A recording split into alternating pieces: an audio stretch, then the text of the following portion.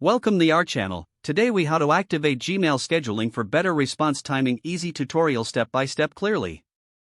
Open your computer and launch your web browser.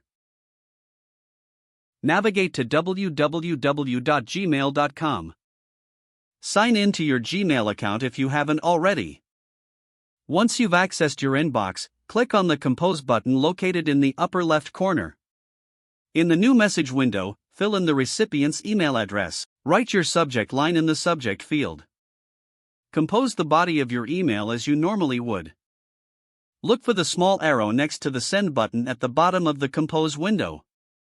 Click on that arrow to reveal a drop-down menu. From the options presented, select Schedule Send.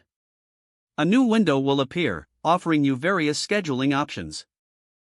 You can choose from preset times or select Pick Date and Time for a custom schedule. If you select Pick Date and Time, adjust the calendar to your desired date. Then, set the specific time for sending your email. Make sure to confirm that the time zone is correct for your location. Once you've selected your desired date and time, click on Schedule Send to confirm.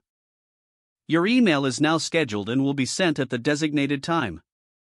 To view your scheduled emails, scroll down in your left sidebar to find Scheduled. Click on Schedule to see a list of all your upcoming emails. If needed, you can edit or cancel a scheduled email from this list. And that's it. You've successfully activated Gmail scheduling for better response timing.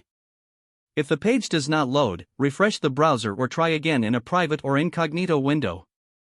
Make sure you are using the correct email address, then retype it carefully to avoid small typos. If your password is not accepted, use the reset option and create a new strong password. You can check your spam folder for verification or security emails, then complete any requested confirmation steps.